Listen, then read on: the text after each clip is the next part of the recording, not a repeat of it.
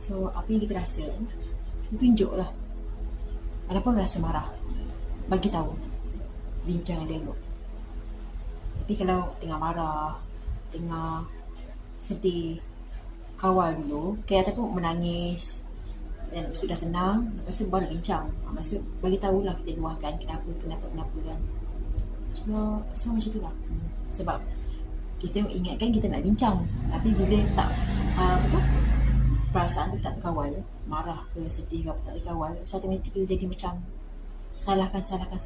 So kita nak selesaikan tapi makin besar kan. Kita ingatkan kita bincang boleh selesai, tapi bila emosi, perasaan tu tak terkawal, salahkan jadi besar.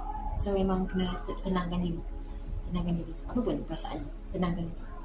So apa yang Fiza buat sekarang, okay, ni mungkin untuk you juga. Apa pun perasaan, tunjuk. Tapi dalam keadaan terkawal lah, okay?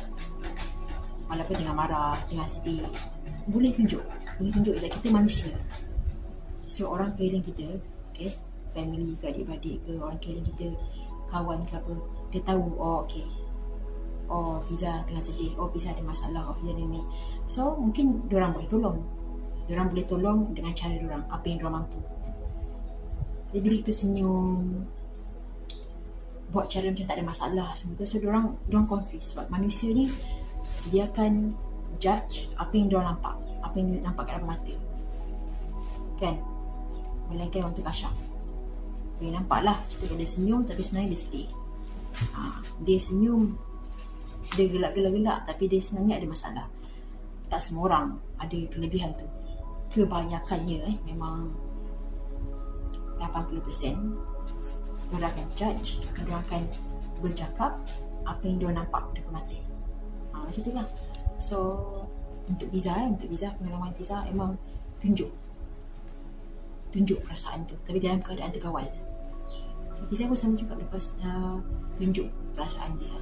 Ada sedih ke, apa pun perasaan tu, sedih, marah ke, ataupun Fiza tak setuju apa, Fiza cakap, Fiza tunjuk. Yang Fiza pun rasa macam ni, baru orang tahu.